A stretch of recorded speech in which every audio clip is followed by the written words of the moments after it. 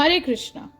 I am Radhika Pyari Devidasi, and this is the continuation of the Mahabharata series retold by Krishna Dharma Prabhu. Chapter 34. The Lake of Death. As the Pandavas passed their 12th year in the Kamyaka, Indra thought of how he might do them good. The king of the gods knew that Yudhishthira was afraid of Karna, especially because his divine armor and earrings afforded him supernatural protection from weapons. Indra decided to disguise himself as a Brahmin and beg the armor from Karna. Divining Indra's intention, the sun god appeared before Karna in a dream in the form of a handsome Brahmin. Gently the Daymaker said, "O mighty hero, my son, I have come to advise you for your everlasting good. Listen carefully. Indra will come before you disguised as a Brahmin in order to beg from you your armor. He is aware that you have vowed never to refuse charity. You must somehow resist his request. Offer him anything else in its place. If you part with your armor and earrings, which are made of the essence of celestial nectar, you will die in the battle. Possessed of your armor and earrings, however, not even the gods can slay you." In his dream, Karna asked, "Who are you who cares so much for my welfare?" "I am the god of limitless rays. I advise you out of affection. You should heed my words." Karna did not know that the sun god was his father. He replied, "I am fortunate that the Lord God of all splendor, whom I worship daily, desires my welfare. Out of my love for you, I say this. Please do not prevent me from observing my vow. Such dishonor would be worse for me than death. O Surya, all the world knows I will part with my life if a Brahmin begs for it. Should Indra come to me as a Brahmin, I shall not be able to refuse him whatever he may ask." Fame was everything to Karna. He would never do anything that would lead to infamy. He added, "If I give my armor to Indra, I shall will great fame in this world, while Indra will become infamous. Fame prolongs life and leads to heaven. A famous man lives even after his death, while those who are infamous are as good as dead even though they still breathe. O Surya, I will preserve my fame even at the cost of my life." Surya replied, "Dear child, a wise man does not do anything that will injure himself or his dependents. There is no doubt that the everlasting fame you desire will cost you your life. Therefore, what profit is there in sacrificing your body for fame? Only while you are alive you can use the fame you accrue. Fame is useless to a dead man. It is a garland around a corpse. Because you worship me, I speak of for your good. If you use reason, you will be able to distract Indra from his purpose. If you wish to face Arjuna in battle, you must not give up your earrings and armor. You will not be able to stand against Arjuna without them." Karna was still not convinced. "O God of brilliant rays, you are dearer to me than my wife, sons, friends, and even my own self. Please cherish me as a devoted worshipper and allow me to do as I please. I cannot embrace falsehood. Death would be preferable. With bowed head and repeated prayers, I implore you to forgive me, for I cannot do as you say. I do not fear Arjuna. Parshurama has given me powerful weapons. I will defeat Arjuna in the battle when the time comes. Please permit me to observe my vow when Indra approaches me." Surya could see that Karna would not change his mind. It was as the god had accepted that he had already considered an alternative. He continued to address his son in gentle tones. "O powerful one, if you must give your armor and earrings to Indra, then you should ask him something in return. Worshipping him with pleasing words, you should offer him your armor only in exchange for the infallible dart he possesses. That weapon can destroy any army. If you possess that weapon, you will remain invincible. Ask him for it. It is called Shakti." Suddenly, Surya vanished and Karna awoke, thinking about his dream. After bathing, he went before the rising sun with folded palms. He told the sun everything that had occurred in his dream. From the heavens, a voice echoed, "This is all true." Amazed, Karna returned to his palace, expecting Indra's arrival at any time. A few days later, Karna entered the Ganga at noon to perform his daily worship of the sun god. Each day, at the end of his worship, the Brahmins would come to beg charity. He never refused anyone anything. Now Indra came to him, dressed as a Brahmin. Seeing the effulgent ascetic standing before him, and Karna said, "You are most welcome. What can I offer you? If you like, I can bestow upon you villages, cows, and beautiful damsels adorned with gold." "I do not desire any of these things," the Brahmin replied. "You may give these to others who beg for them. O sinless one, if you are true to your vow, then cut from your body your armor and earrings and give them to me. This is all I desire." Realizing that this was Indra, Karna replied, "I will gladly give you whatever you wish, but why ask only for my armor? Take from me instead enough wealth to maintain you and all your dependents for as long as you live." Karna tried in various ways to distract Indra from his goal, but the god made it clear that he wanted only the armor. Finally, Karna said, "Divested of my natural armor and earrings, which were created from celestial nectar, I shall die in battle. That is why I am reluctant to part with them. Still, I know you are Indra, that you are here to help the Pandavas. As the Lord of the gods, it is you who should be bestowing boons upon me. Therefore, O Deva, please consider offering me a boon in exchange for my armor." Indra replied, "Before I came here, Surya divined my intentions. No doubt he has told you all. Let it be as you desire. With the exception of my thunderbolt weapon, ask from me what you wish." Karna asked for the Shakti dart Surya had mentioned. Indra reflected for a moment and replied, "I have invoked the weapon and will give it to you as soon as you give me your armor. But I do so under one condition. When I release this dart, it kills hundreds of my enemies and returns to my hand. However, you will be able to release it but once, to kill one powerful enemy. When your enemy has been slain, it will return to my hand, not yours." Karna was grave. "I desire to kill only one mighty foe." "I know your desire, but the one you wish to kill is protected by a high-souled being. The great Lord Krishna, who is the inconceivable Narayana, protects him. Be that as it may, give me your weapon, for it will surely be capable of slaying any human enemy. I shall then cut my armor from my body, but I ask that you prevent my body from becoming disfigured." "So be it. Because you desire to adhere to truth, you will not be scarred. You will be restored to your present handsome and shining complexion." With a sharp sword, Karna immediately began to cut away his armor.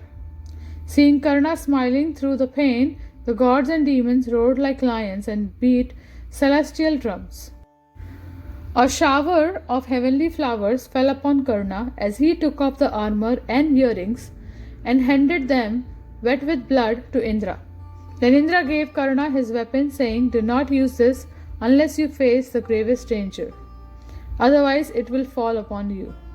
The god then soared into the sky, feeling he had accomplished the Pandavas' purpose. The Pandavas stayed in the Dvaitavana for the final part of their exile in the forest. Only a short while remained before they had to disguise themselves and hide for the 13th year. They wondered where they should go. One day, as they sat discussing in the company of the rishis, a Brahmin in obvious distress came before Yudhishthira.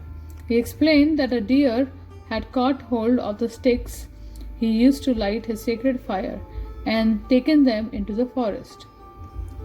The sticks, along with my ladle and other paraphernalia, were tied in a bundle. Somehow the deer caught them on his horns. O hero, I must have them back, so that my sacrifice may not be stopped." Yudhishthira reassured the Brahmin and stood up at once with his brothers. Taking up their bows, they went in pursuit of the deer. Although they shot many arrows at it, however, they could not catch the animal. It bounded swiftly away and vanished into the woods. The brothers became tired and disappointed, and coming to a large banyan tree, they sat down in its shade. With a heavy heart, Nakula said to Yudhishthira, "In our race, Virtue has never been sacrificed, and we have never been idle, nor have we ever refused anything to any creature. How then has this calamity befallen us, O king? Yudhishthira placed his large bow on the ground. There is no limit to misfortunes in this world, dear brother. We cannot always ascertain their causes because it is the great god Dharma who distributes the fruits of both virtue and sin. Bhima frowned. We have met with this disaster because I did not slay the Shasana when he dragged Draupadi into the assembly hall. I too am to blame for our present misfortune in that I did not retaliate when Karna uttered his cruel words that day, Arjuna added. And I too am to blame, said Sahadeva. I should have slain Shakuni at the dice game as soon as he cheated you, O king. Yudhishthira turned to Nakula. It is certainly hot in this forest. Quickly climb a tall tree and look around for a lake. Your brothers are tired and thirsty. Having refreshed ourselves, we can then decide what to do next. Nakula climbed a nearby tree and gazed around. There seems to be water not far away, he called. I see what appears to be a lake and can hear the cries of cranes. As Nakula slid down the trunk, Yudhishthira said, O handsome brother, go and fetch water for us all. Nakula emptied the arrows from a couple of quivers and left his brothers. He soon arrived at a large, clear lake covered with lotuses and lilies. Kneeling down on the shore, he was about to drink when he heard a voice from the sky saying, O child, do not drink this water. This lake is mine, and no one may drink this water without first answering my questions. Nakula looked around. He could not see anyone. His thirst was intense. Not caring for the voice, he cupped his hands and drank the water. As soon as it passed his lips, he fell down dead. After some time, Yudhishthira became anxious. Nakula had not returned. He asked Sahadeva to look for him. Sahadeva followed his brother's path and also came to the lake. Seeing Nakula lying dead on its shore, he was grief-stricken. He touched his brother, looking for signs of life. Nakula seemed to be buried in a deep slumber. He had not lost his bodily luster, but there was no pulse and he was not breathing. Sahadeva stood up, perplexed. Feeling an unbearable thirst, he went to the water's edge to drink. As he knelt down, he heard the same voice from the sky. Do not drink the water of my lake. First of all, answer my questions and then you may drink. Sahadeva was unable to heed the words. His thirst was oppressive. He took a swallow of the cool water and, like his brother, fell dead. Seeing that neither of the twins had returned, after nearly an hour, Yudhishthira told Arjuna to go and see what had happened. With his bow at the ready and his sword unsheathed, Arjuna proceeded with caution.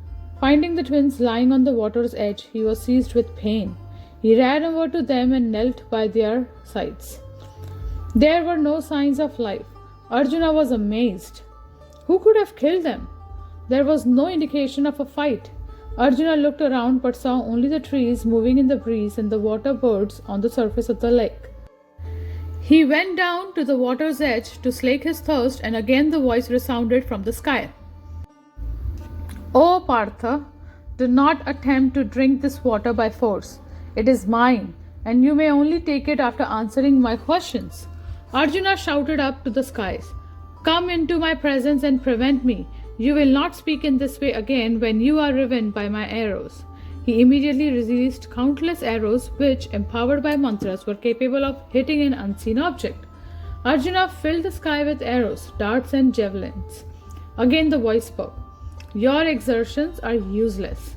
Arjuna, answer my questions, or if you drink the water, you will die.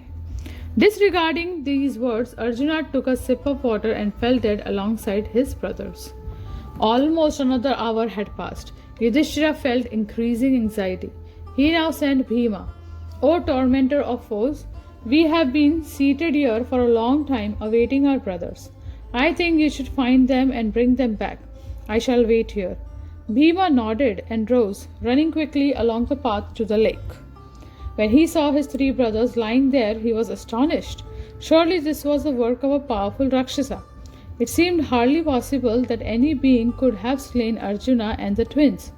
Bhima considered that he would soon have to face formidable enemy. He had best drink some water and overcome his fatigue in preparation of the fight. The Pandava ran down to the water, and again the celestial voice resounded in the heavens. O child, do not attempt to drink from my lake. First answer my questions. Bhima thought that the voice must have come from whomever had killed his brothers.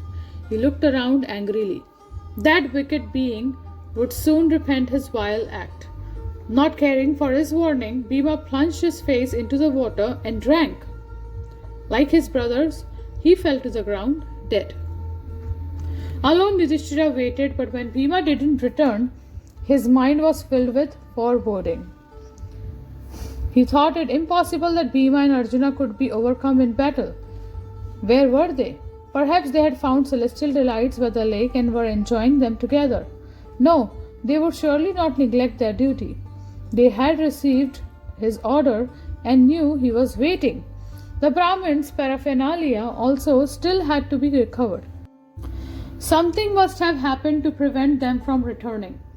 Apprehensively, Yudhishthira set off along the forest path.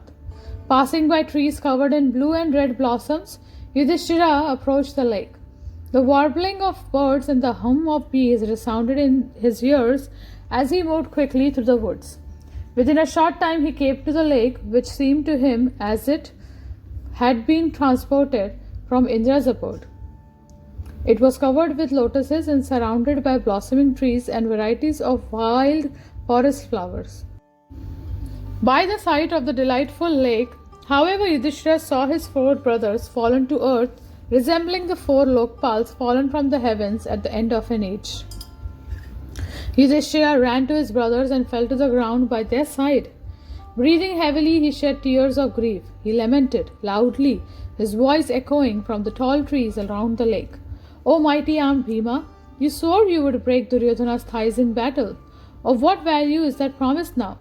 O Arjuna, how are you lying here today? Human promises may prove false, but how can those of the gods? We heard all the celestials proclaim your glories and declare that you would win back our lost kingdom. None will be able to vanquish him in battle, was Indra's prophecy. How has this come to pass? Surely my heart is made of stone, because it does not shatter upon seeing such a sight. As he looked at his motionless brothers, Yudhishthira was beside himself with grief. He cried for some time, his mind utterly confused. Gradually he managed to control himself and pondered the situation. Who could have slain these great warriors? There were no signs of battle. Their bodies were unmarked, and they seemed to have dropped to the earth in some deep, dreamless sleep. Yudhishthira looked carefully at the lake. Perhaps Duryodhana had made it and filled it with poison, but no poison can kill Bhima. Maybe the Kauravas had conspired with Asuras to bring about the Pandavas' death. But again, what Asura could face Arjuna, who had single-handedly overpowered the Nivata Kavachas? Yudhishthira looked around. He could see no footprints. Arjuna's arrows were scattered here and there, but there was no blood. It was unimaginable that Arjuna would not have hit his enemy. He never discharged his arrows uselessly. Yudhishthira considered that some mighty being without a material body must have overpowered his brothers. He examined them closely. Although they appeared dead, they had not lost their color, and their features were unchanged. Their souls were surely still present, although the symptoms of life were gone. It seemed that their life force had been removed by the god of death himself, acting from within them. Convinced of this, Yudhishthira thought he would discover the truth if he entered the lake. It was because of this lake that his brothers had met their death. Yudhishthira went down to the water and, throwing off his armor, plunged in. Immediately he heard the same voice that had spoken to his brothers. O child, do not take this water. This lake belongs to me, and if you want to drink, you must first answer my questions. Yudhishthira gazed around. Who are you? He shouted. I am a crane living on moss and fish. Your younger brothers, disregarding my warning, have been brought by me under the control of death. O king, if you do not answer my questions, then you shall become the fifth victim. Yudhishthira looked about in astonishment. He saw the crane on a tree bough near the lake. Are you Shiva or the foremost of the Vasus? Or are you a Marut? It is not possible for a bird to have killed these four mountain-like heroes.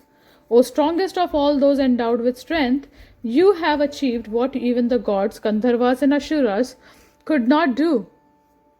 I do not know who you are or what is your intention, but I am curious to know these things, and I am also terrified. My heart is troubled and my mind confused. Please tell me why you stay here and what you desire. Yudhishthira then saw the crane transform into a huge, fearful-looking being. His large red eyes were pointed and he blazed like sun. Roaring like a thundercloud, he said, I am a Yaksha, not a bird. Hail to you. It was I who killed your energetic brothers for their own faults. Although forbidden to drink, they disregarded me. If one loves life, he should not attempt to take this water by force.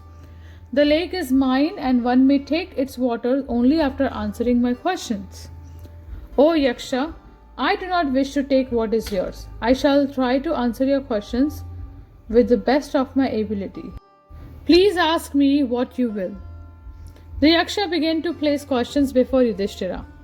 What makes the soul rise out of his entanglement in matter? Who keeps his company? Who is his guide on that spiritual journey? And on what is he established? It is knowledge of the Supreme Lord which makes the soul rise. Godly qualities are his companions. Dharma is his guide, and he is established on truth. What makes one learned? How does one attain to that which is most exalted? How does one acquire a second self? And by what, O king, does one become wise? One becomes learned by studying the Vedas. By asceticism one attains what is most exalted. Intelligence is like a second self, and serving one's elders makes one wise. The Yaksha then asked about all kinds of subjects, ranging from worldly wisdom to knowledge of religion to spiritual matters. Yudhishthira answered them all without hesitation. Finally, the Yaksha said, I am satisfied. Answer my last four questions and I will restore one of your brothers to life. Who in this world is happy? What is the most wonderful thing? What are the tidings of this world? And how can one find the eternal path of religion? With folded palms, Yudhishthira replied, He who is neither in debt nor exiled, and who lives simply, eats simple food in his own home, is happy. The most wonderful thing is that although every day innumerable creatures go to the abode of death, still a man thinks he is immortal. The tidings are that in this world, which is like a cauldron, with the sun as its fire, days and nights as its fuel, and months and seasons as its wooden ladle, all creatures are being cooked by time. The eternal religious path is found only in the heart of great mystics. The Yaksha smiled. You have rightly answered every question. Tell me which of your brothers you wish to have restored to life. O Yaksha, let Nakula, as tall as a sal tree and endowed with a broad chest and long arms, be brought to life. The Yaksha was surprised. Bhimasena is surely more important to you than Nakula, O king, and Arjuna is your chief support. Why do you ask for Nakula to be revived? He who sacrifices virtue is himself destroyed, replied Yudhishthira, and he who preserves virtue is in turn preserved by it. And I am therefore careful to always observe virtue. For me, great virtue lies in refraining from cruelty. It is superior to all worldly gain. Thus I ask for Nakula. Both Kunti and Madri are the same to me. In myself, Kunti still has one son, but Madri now has none. With a desire to behave equally towards my two mothers, I ask for the life of Nakula. Since, O Pandava, you consider abstention from cruelty superior to both profit and desire, then let all your brothers be restored to life.